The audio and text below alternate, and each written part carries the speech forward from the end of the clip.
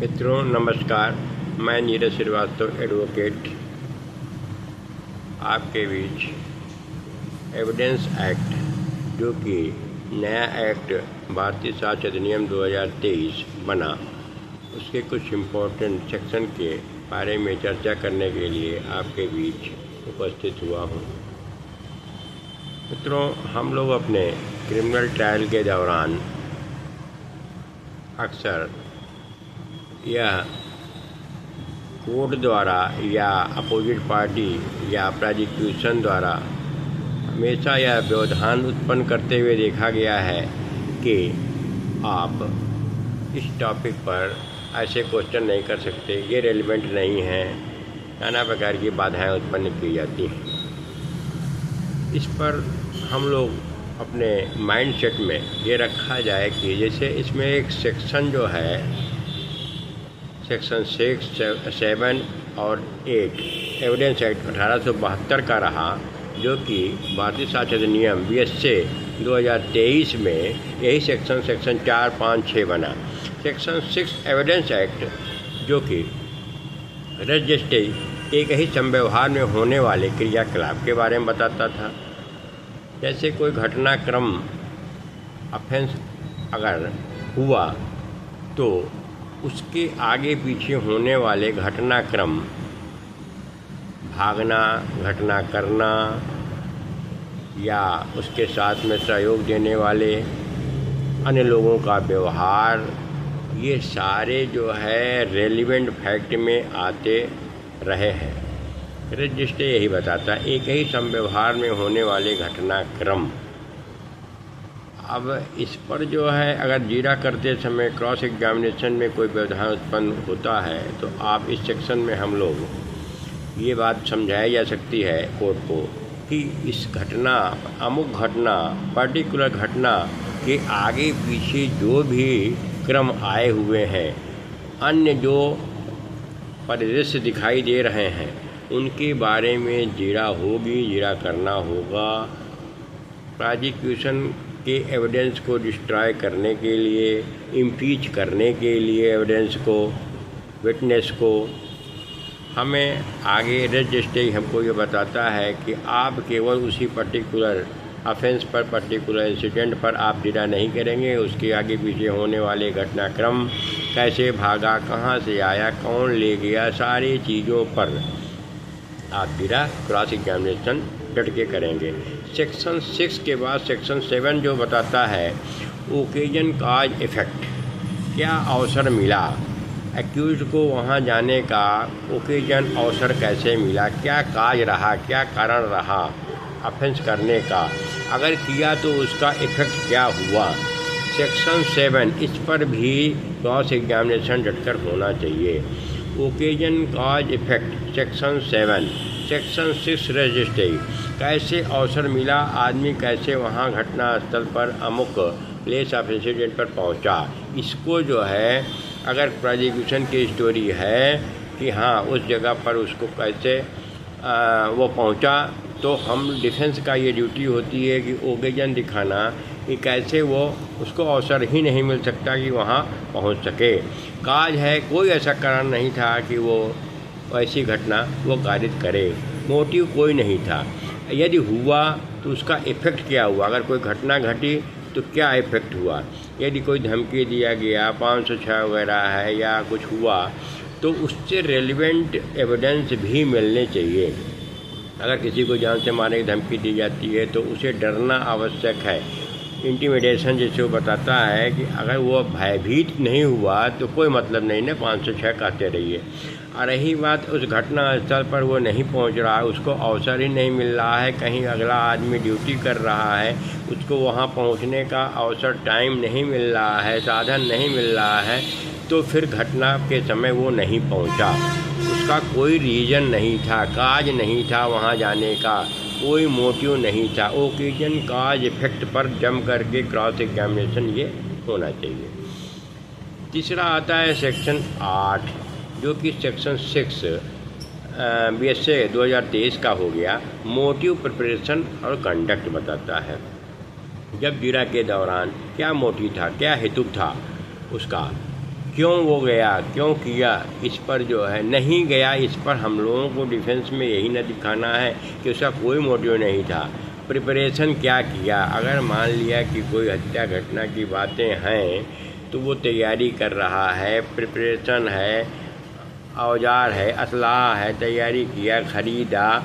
अगर वो चेन नहीं जुड़ रही है और फिर उसके बाद उसका कंडक्ट भी बताता है, अगर मर्डर हो रहा है तो क्या खाया क्या पिया, पोस्टमार्टम रिपोर्ट में खाना खाने के 3 घंटा 4 घंटे बाद लिक्विड मिल रहा है कि नहीं मिल रहा है पेट में, पोस्टमार्टम रिपोर्ट की स्टडी करने के बाद पता उसका कंडक्ट क्या था, कब उठा, क्या सोया, उस घटना के ठीक पहले ठीक बाद।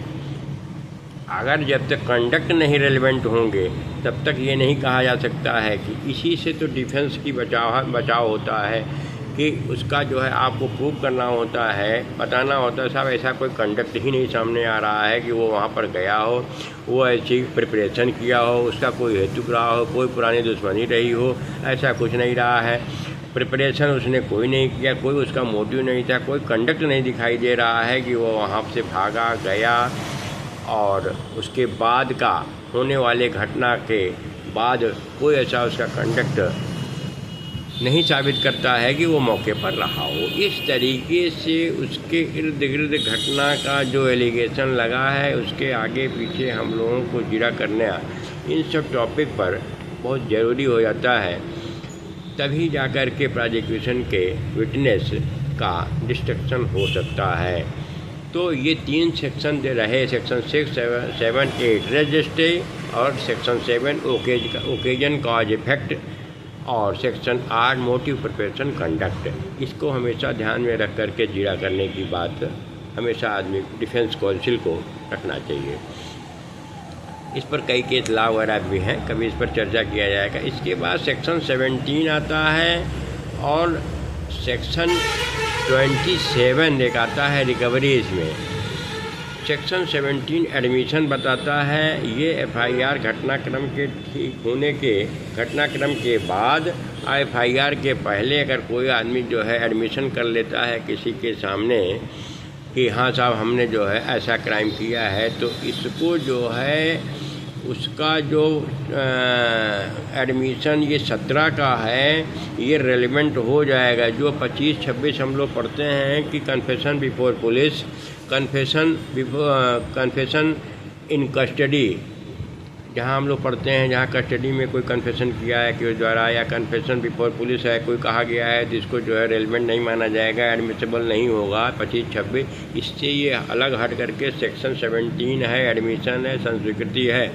इस पर जो है केस लॉ वगैरह हैं। अगर आदमी बोल देता है घटना के बाद में पुलिस के सामने या किसी अन्य आदमी के सामने FIR दर्ज होने के पहले ही बता देता है कि हाँ साहब हमसे ऐसे कोई घटना हुई है, तो ये एडमिशन हो जाएगा। इस पर जो है सज़ा हो सकती है। लेकिन सेक्शन 25 और 26 जो कि एडमिशन बिफोर पुलिस और एडमिशन कन्फेशन, एडमिशन नहीं है, सेक्शन 25 कन्फेशन के बारे में बताता है, सेक्शन 17 एडमिशन है, section 25 confession before police officer है और सेक्शन 26 जो है कन्फेशन इन कस्टडी इन पुलिस है। तो इन दोनों में 25-26 में तो आपको डिफेंस मिल जाता है, 17 में कोई डिफेंस नहीं मिलता है, उसमें सज़ा होने के चांसेस बढ़ जाते हैं। इस तरीके से ये 3 सेक्शन थे, इधर 17 और 25-26 बताने का प्रयास हमने किया, और उधर रजिस्ट्री और सेक्शन 6, 7, 8 जो कि इम्पोर्टेंट रहे।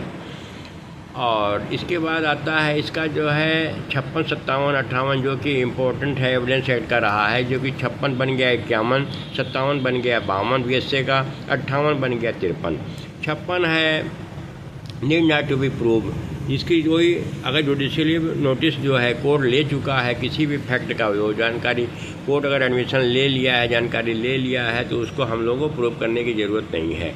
और जहाँ पर नहीं लिया है 57 इसमें इम्पोर्टेंट आता भी है कि जब हम लोग कोई इम्पोर्टेंट पेपर हो, कोई केस प्रोसीडिंग चल रही हो, तो उस दौरान जो है किसी कोर्ट प्रोसीडिंग में चलने वाले मुकदमे की जजमेंट की कॉपी या रेलिवेंट पेपर हों, उनको कैसे प्रोसीडिंग में फ़ाइल किया जाए। सपोज कीजिए डिस्चार्ज पर बहस करनी है और उससे रेलिवेंट पेपर किसी का जो है कंडक्ट दिखाता हो, कोई दूसरे मुकदमे में वांछित रहा हो, वह मुकदमा चल रहा हो, वहाँ की पक्की नकल लेकर के आप सेक्शन 57 एविडेंस एक्ट, जो कि सेक्शन 52 BSC 2023 बन गया, इसमें आप अप्लीकेशन फाइल करके उस सारे पेपर को जुडिशियल नोटिस के माध्यम से ये कह सकते हैं कि साहब ये पेपर है दूसरे आदमी से, इसी फैक्ट से रिलेटेड है, इसी आदमी से रिलेटेड है, इसका कंडक्ट दिखाता है कि ये पहले भी सज़ा पाया जा चुका है, या इसके खिलाफ़ कोई मुकदमा चल रहा है, या इसके खिलाफ़ ये एविडेंस है जो कि रेलेवेंट है, इसका कंडक्ट दिखाता है, इस पेपर को इस रिकॉर्ड पर रख लिया जाए,